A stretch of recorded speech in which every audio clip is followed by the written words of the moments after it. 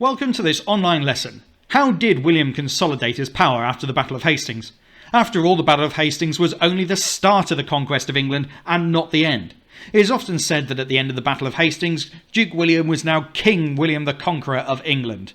But that is not true. His success was far from assured, and actually in order to secure his throne, William needed to go through a series of stages. This lesson will consider what they were. Firstly, this root word then, consolidation. This includes the prefix con, meaning to bring together, the root word solid, and I'm sure you realise the meaning of that, and the suffix shun, meaning a process or action. So consolidation means the process of making something strong or secure. With Harold dead and the Saxons fleeing, William had won the Battle of Hastings. So what now? Here's some points to consider. London was under Anglo-Saxon control, making it easy for opposition to take over. All of William's troops were still in and around Hastings. Archbishop Stigand, on hearing of Harold's death, put forward Edgar Atheling for the throne. This was supported by the Witan. So have a think. Record your initial reaction as to what William should do next. If you're stuck, have a think about this. William was in Hastings. Where should he go? How will he be crowned King of England? And what does he need to run the country? Pause the video now while you jot down some ideas.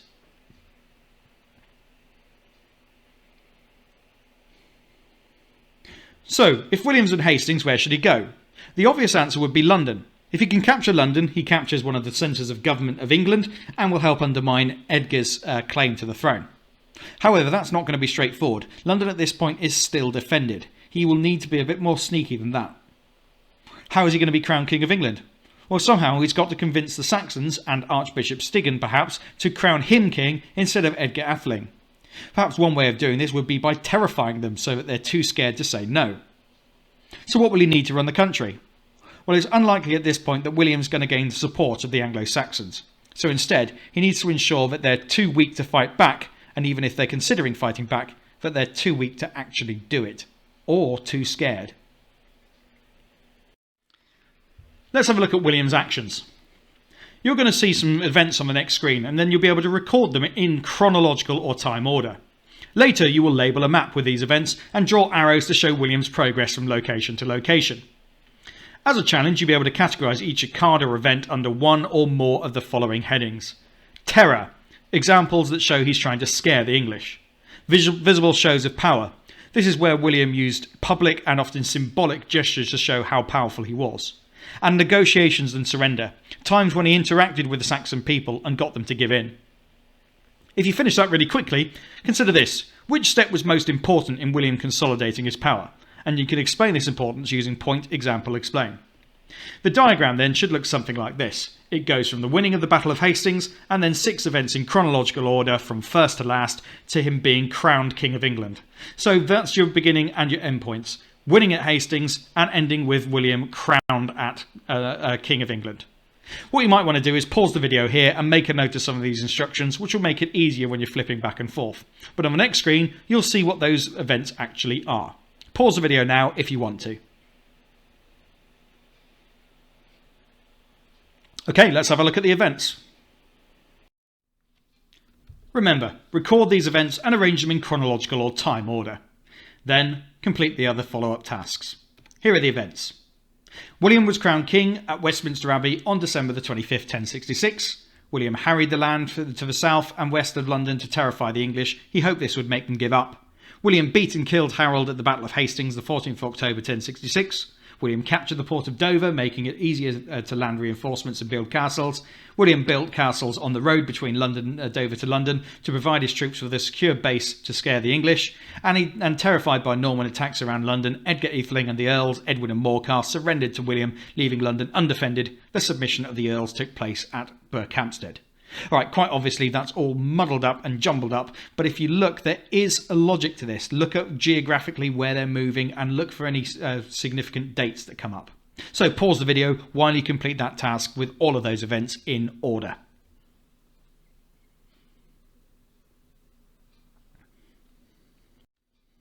Okay, here's the order that you should have, and this is the only real logical way that they work. So do some jumbling around now if you need to reorder your events. So firstly, he wins at Hastings. Number 1. William beat and killed King Harold at the Battle of Hastings on the 14th of October 1066. William captured the port of Dover, making it easier to land reinforcements and build castles. Bear in mind that Dover is actually reasonably nearby to Hastings, it's just down the coast. Number 3. William built castles on the road between Dover and London to provide his troops with secure bases and to scare the English.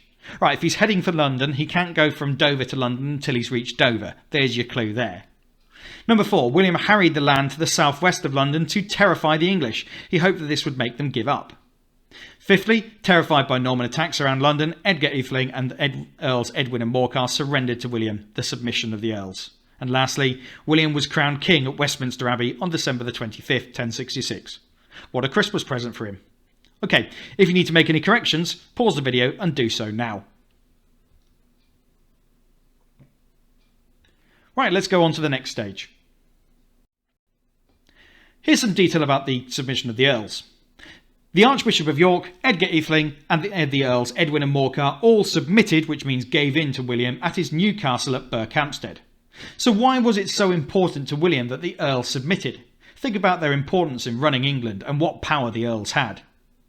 Pause the video and consider this now.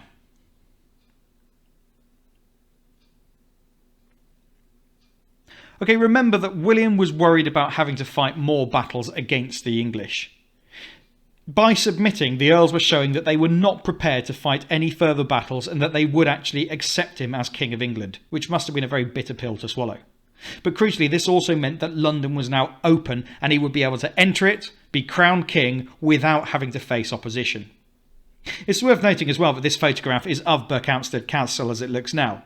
Yes, it's got a more modern house built on one side of it, and yes, it was rebuilt in stone later on, but the basic layout with the embankments and the bailey, which is the large enclosure, and the motte, which is the mound, is pretty much as William built it in just a few days and weeks in 1066. Pretty impressive. We'll be having a look at Motte and Bailey castles in more detail later in this lesson. In the link in the description, we can find a map that can be used like this. Print out your own copy or use it on your computer in order to create your own version. Now you need to label your map with the key events that we've looked at so far.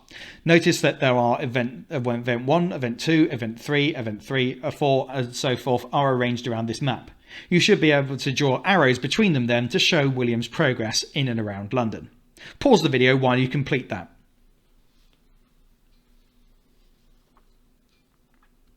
So here's arrow number 1. So the victory at Hastings and then going to Dover and capturing that for supplies. Then building castles between London and Dover at places like Canterbury and Rochester. Then going over to Newbury and harrying the countryside and doing the same at Wallingford until you got the submission of the Earls at Berkhamsted.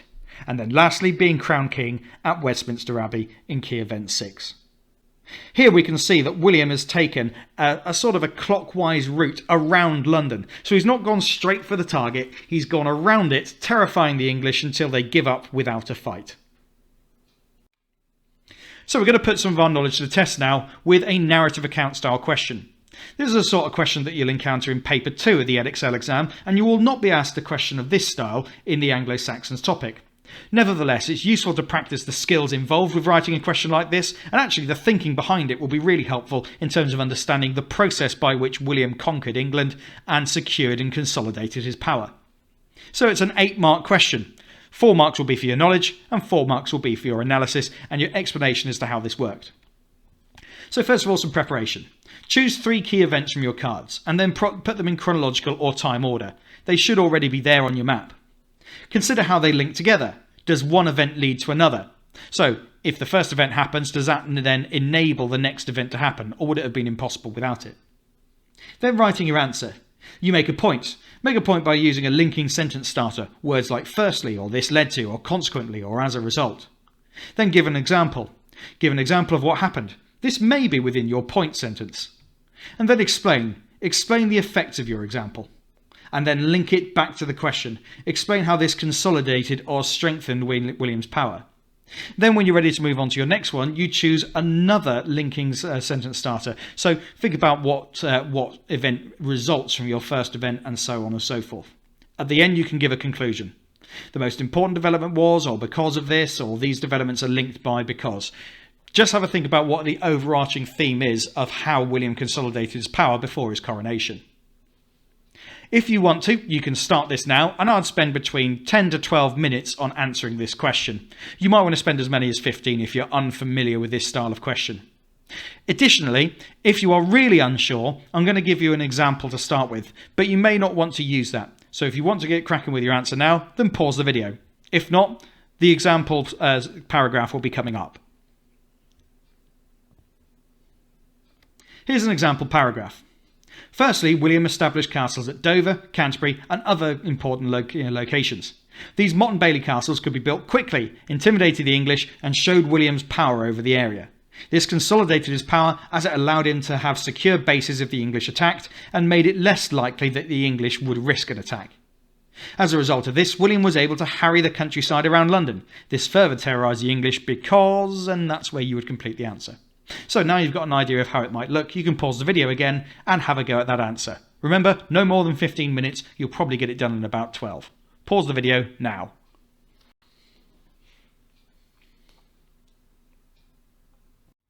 So let's have a look at an example answer.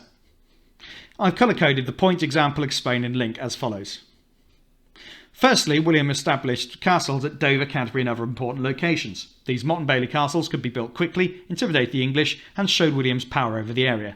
This consolidated his power as it allowed him to have secure bases if the English attacked and make it less likely that the English would risk an attack. As a result of this, William was able to harry the countryside around London. This further terrorised the English people because William was able to burn down villages and kill innocent people. This led the English to realise that William was immensely powerful and that the Saxon earls were unable to resist his armies. Consequently, the Saxon earls submitted to William at Bayeux Tapestry. Earls Edwin and Morcar surrendered to William and promised not to stop him moving on to London and having a coronation. This led to other earls surrendering, allowing William to be crowned king on Christmas Day of 1066. Overall, the most important development was the submission of the earls. This is because it had the wider effect of stopping other Saxon resistance. This in turn led to William being able to take London without a fight and to be crowned King of England. I did consider when I was writing this that I might actually have an overarching theme conclusion, where the overarching theme would have been William's public shows of power to terrorise the English, but I decided to go with the one there. Compare this to your answer. If you need to make some improvements, pause the video now while you do so. After that, we're going to move on to something new. Done? Okay, let's see what you make of this. Somewhere in this aerial photo there is evidence of William the Conqueror's invasion of England. No? Alright, can you spot the castle then? Possibly not. Okay, let's zoom in a bit. Can you spot it now? I can see it. It's not those modern looking farms, and it's definitely not that railway line over to the right. Surely we can see it now. At the top, in the centre, there it is. In fact, there are two castles here, one early and one later, although the later one is much more difficult to spot because it's covered in trees. The early castle is the one on the right. All that is left are the mud and earth embankments and ditches. So what type of castle is the early one? It was built at around 1070. The answer is that it's a Motte and Bailey castle. You've just been aerial archaeologists, you clever lot. Well, this is the remains of a Motte and Bailey castle at a place called Edexcel in Devon. It was built by William the Conqueror very soon after the invasion of 1066 and would have looked a lot like this. As you can see, it's just an earth mound and it would have had a wooden palisade or fence around it. Incidentally, the one at Edexcel is on top of a hill, so a moat like that shown in the picture would not have been possible. Here's a question then. Think about Edexcel's location within Devon. Why would William think it was necessary to build a castle there? If you want to answer that question, pause the video now while you do so.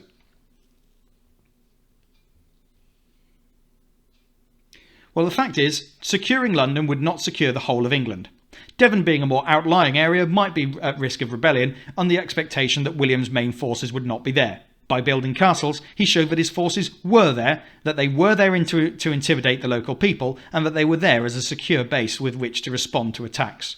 And so that's why these castles sprung up literally all over England. Indeed, the Motte and Bailey castles built by William are so common that you've likely got one very nearby to you. This is one that's local to me, and in fact it's not even the nearest. This one is right next to a car park in Barnstaple. Many people have seen this and didn't even realise that it's originally a motte of a castle. After all, it's overgrown with trees, and you might assume that it's just a natural man-made hill. But if you see a hill of roughly this size and this shape, then the chances are that it may well be a medieval Motte and Bailey castle. What's more clear is this one here. This is one at Totnes that's in much better condition. It's not so covered with trees, and it still has a stone shell keep at the top. They're very simple fortifications, but just imagine this. If you had to clamber up a slope like that, and bear in mind those steps would not have been there, then people throwing down arrows and spears at you would have an excellent target, and you would be so tired by the time you got to the top, chances are you weren't going to get any further. So, why did the Normans build so many castles? Castles were one of the main reasons that the Normans were able to control England. They built castles throughout the country. To begin with, they were wooden structures built on mounds of earth, where they could be constructed in 2 to 3 weeks, usually using forced local labour. When they had more time, they turned these wooden structures into stone structures, and these were much stronger. Castles provided protection for soldiers. The English found it impossible to capture castles. About 50 soldiers in a castle could hold off an army of thousands of English. So explain, what is a castle? And explain why castles were important to the Normans. Take a moment to do that, so pause the video now.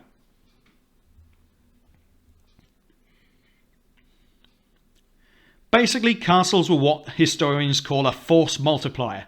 In other words, a very few Normans could hold off a much larger force of English. And that is how a reasonably small number of Norman soldiers and nobles were able to completely dominate a country of several million. This diagram shows a typical Motte and Bailey castle. You'll need to get your own copy of this picture, and you can find a link to a suitable drawing in the description to this video. The first bit to look at is the motte. The motte is the mound of earth. Most mottes were not very high, less than 5 metres tall in fact. One of the confusing things about the motte is it might be mistaken for the moat. The moat is a very different structure. It's the ditch that's sometimes flooded, sometimes not, that goes around the outside. So don't get your mottes mixed up from your moats. Then you've got the wooden keep or tower. This was wood was used for speed of building, and there was usually a ready supply of timber. Woodland in England was much more extensive back then than it is now. Thirdly, we have the bailey. The bailey was the fenced area around the motte. It would have been full of buildings which supported the soldiers. This might have been where the soldiers lived, stables, great halls, kitchens and so forth. It was also where they stored their weapons and stabled their war horses. We've also got the palisade. A palisade is a sort of fence which has wooden stakes driven into the ground very close together so you can't get through. This gave protection in case of attacks. But we must consider too the psychological impact of castles on the English. They must have been very, very intimidating. They sent out the message that the Normans had taken control, rebellion was pointless, and also that they were there to stay. Task 1. Record this information on your own copy of the castle. If you're unable to get the picture that I've given in the link, you could have a go at drawing your own. It's not that complicated, the shapes are fairly simple. Then explain the advantages of using wood to build the castle. And thirdly, which was the more important function of castles? Protection for people in it, or intimidating the English? Whatever you think, use point example explain to explain your answer. Pause the video now and complete those tasks.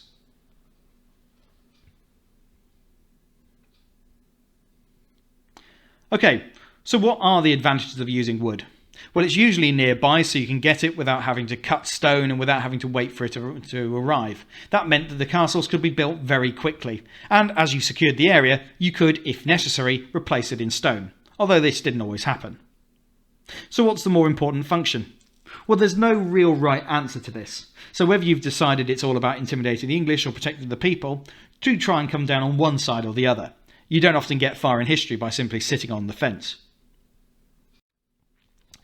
So the Normans built castles almost as soon as they arrived. There is even a suggestion that some crucial castle components were brought aboard the ships that William sailed across the Channel in.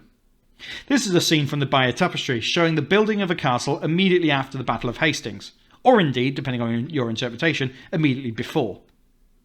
A great deal of earth had to be dug and built up to create a motte. You can see local Saxons there employed with spades in digging the earth and piling it up into that great big pile. You can see that they're Saxons because they're frowning and looking really unhappy, while a very big and important nobleman, possibly William himself, is pointing at them and telling them what to do. Let's consider this. What can you infer from this source about William's use of castles? You need to say what you can infer, and then give a detail from the source that tells you this. Remember, an inference is something that's not entirely obvious from the picture. If you're wondering what the writing says, it says Castellum at Hastings Caestra. What that means is there's a building of a castle at Hastings, and then the Caestra bit is just the castle, literally labelled castle, so you know exactly which bit it is. Alright, you do two inferences with two details from the source to complete that task, and it should only take you about 5 or 6 minutes. Do that now and pause the video while you do so.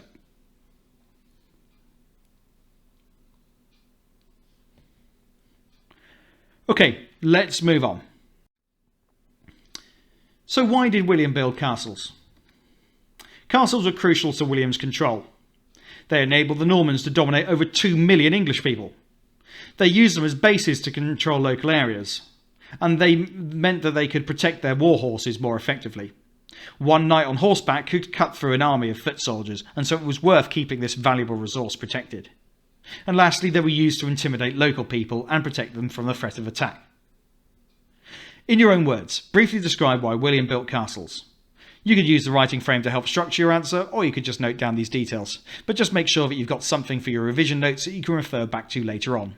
Pause the video while you complete that.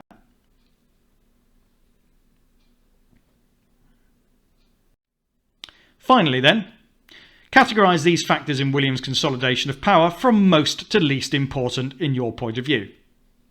1. Building castles. 2. The submission of the Earls. 3. Being crowned at Westminster Abbey. 4. Harrying the countryside. Explain your choice for the most important. And as soon as you've done that, that'll be the end of the lesson, and hopefully you've gained some understanding of how William was able to consolidate his power after winning the Battle of Hastings. After all, that was only the start of the conquest. Pause the video while you complete those tasks, or if you like, this is the end of the video. I'll say thank you very much for watching, and if it's been helpful, please like the video and subscribe to the channel. Thanks very much, and goodbye.